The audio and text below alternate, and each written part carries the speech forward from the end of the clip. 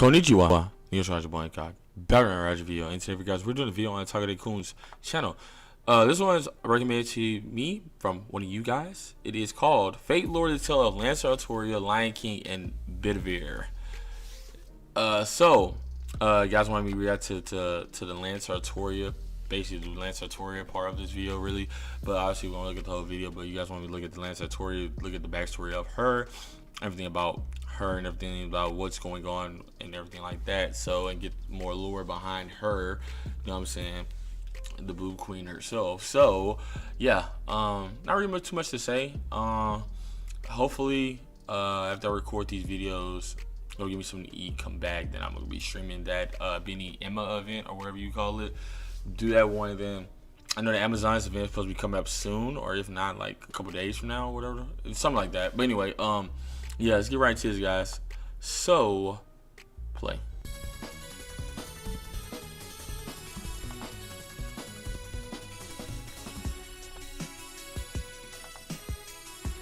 I turn it down a little bit. Yeah.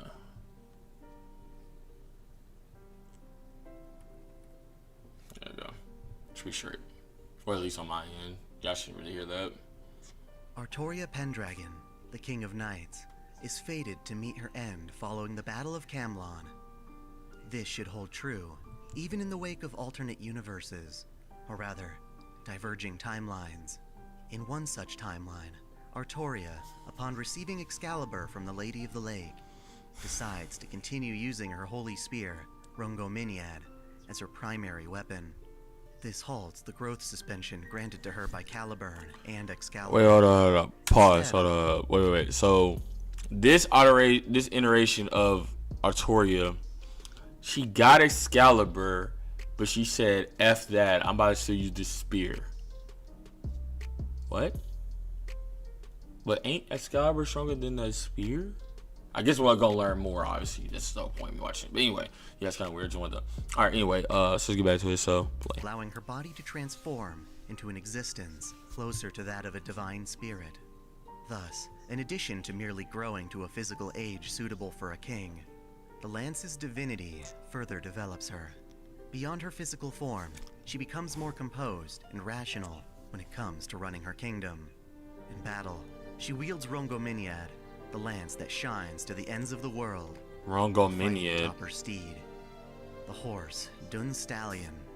Yet she too is fated to die beneath a tree following her climactic battle with Mordred. Beyond this, however, is a tale to be told where the King of Knights does not die. A warped timeline in which the holy sword Excalibur is not properly returned to the Lady of the Lake. The source of this distortion is her loving knight, Sir Bedivere. Going back to the formation of the Knights of the Round Table, Bedivere is the first to be recruited, minus Sir Kay, who has accompanied Artoria since the drawing of Caliburn from the stone. Unlike the other knights to follow, he is chosen not for his strength, but rather his heart and humanity. He admires King Arthur, hoping to become her personal guard in an attempt to witness her true colors up close. After all, Artoria is a king who puts her people before herself. She does not smile unless it's for the sake of her subjects. Even after his promotion to Imperial Guard, he is unable to see her smile for her own sake, even once. When some of her knights begin to distance themselves from her, asserting she does not understand the hearts of men, Bedivere remains loyal as order is disrupted by Mordred and rebellion strikes the kingdom. In the Battle of Camlon, Artoria impales Mordred. I'm gonna pause again right here. Hey man, that's sad. Can you imagine that as the king or whatever to your people? They never see you smile unless it's just only for them. You just have a stone cold poker face the whole entire time. Not even your own like daughter can see you smile, whatever. And Mordred, that's crazy. That's nuts, man. I don't know. That's oh man, that's a whole allegory in of itself, man. Alright, play. Rongominiad, but also suffers a lethal wound of her own. Bedivere, having survived to the end, albeit wounded, takes his king upon his white horse to a pure, uninhabited forest. Artoria, acknowledging her end, orders Bedivere to return Excalibur to the Lady of the Lake. Normally, it is fated that Bedivere makes 2 attempts to return the blade, each time turning back out of fear and a hope that she may still pull through. On his 3rd attempt, he realizes that he is being disloyal and sets aside his own concerns to fulfill his final order. This is a tale of the reality in which Bedivere still, even on his 3rd attempt, refuses to return the sword. His spirit broken, he flees, leaving Artoria alone in the forest. There, she lingers, still clinging to the sacred lance Rongominiad, and, rather than completely dying, she begins to wander as a ghost. The longer she holds the lance, the more it distorts her body. Wow. Slowly but surely, Artoria Pendragon transcends her humanity, instead transforming into a divine spirit.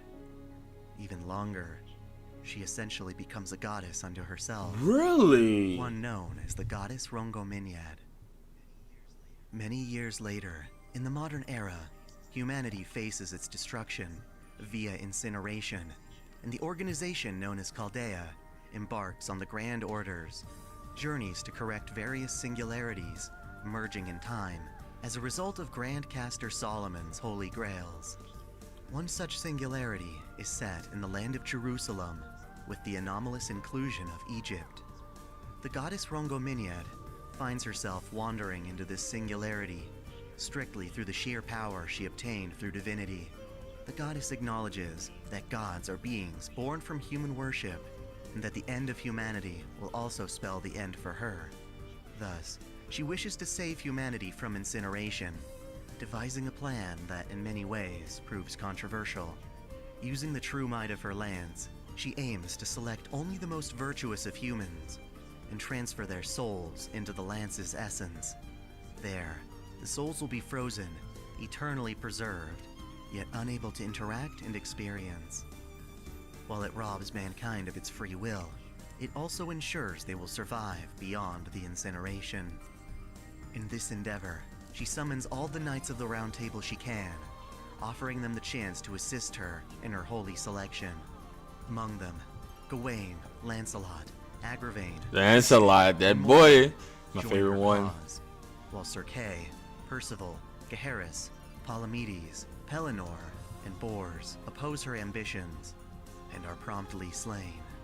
The remaining knights are declared the Knights of the Lion King, a title she takes on for herself. Her size is She grants each of her allied knights incredible. a unique gift, enhancing their power considerably. Together, they set out to the Holy Land and claim it as their own, erecting an idealized version of Camelot in its place.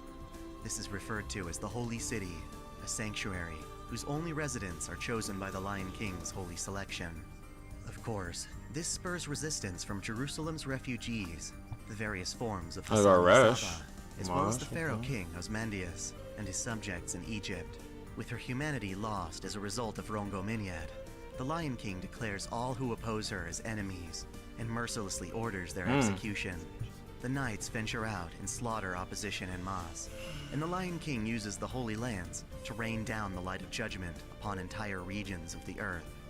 Hypocritically, the knights remain at her side while her humanity is fully absent, when in life they questioned her inability to understand human emotions. Still, they know their king is no longer the same fair ruling king of knights. They accept that she is more tyrant than king in her current form. Regardless, they believe in her method of salvation, believing it to be the only solution for such a doomed world. Oddly enough, one of the knights she did not summon, Sir Bedivere, has been completely forgotten. Oh. The Lion King no longer remembers him. Bedivere, upon fleeing with Excalibur, succumbs to despair, knowing he betrayed his king. Thus, I ain't forgot your spends the next first 1500 years night. surviving in his youth from Excalibur's light, searching desperately for Artoria in order to make amends. Will In he this make time, amends, though? He becomes damaged, ultimately washing That's up the on question. the shores of Avalon. There, Merlin, the Grand Court Mage, finds him practically dead as stone and missing his right arm. Merlin awakens the petrified Bedivere and learns from him the circumstances leading up to the creation of the Lion King. After all this time, Bedivere still yearns for redemption by returning Excalibur to his king. The Artoria that exists in the Singularity is the result of his insubordination, and he wishes to set that right, even if it means fighting against her and his former comrades. To send him on his way, Merlin enchants Bedivere, masking his identity under the name Lucius. So that he may continue to fight, Merlin takes Excalibur and reshapes it into a silver arm resembling Argitlam, the prosthetic arm of the Wait, hold up, wait, pause. Hold up. I forgot about I forgot about that I literally forgot about that. His arm is Excalibur itself? How the heck did I forget that? While looking at the story with the Knights of the... Yo, hold up. Nah, man. Nah, Chief. Nah, fam. What? Bedivere's right arm... Wait, I think it's right arm. I think they said right. His arm that was missing, Merlin turned Excalibur into his arm. So basically, he has to return his arm to the Lion King. Is that what you're telling me, chat? Is that what y'all telling me? Is that what y'all telling me, comment section?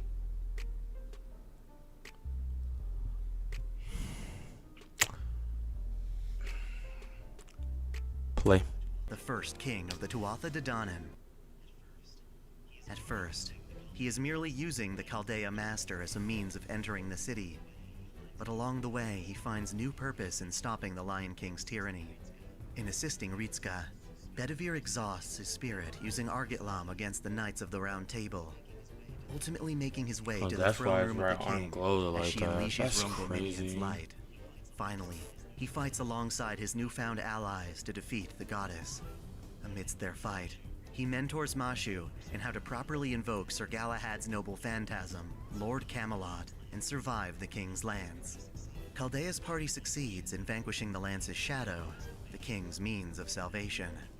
Bedivere relinquishes unto her Excalibur, and in its possession, the Lion King gains back enough of her humanity to remember him, and even laugh. Bedivere, with his body crumbling to dust, finally completes his mission.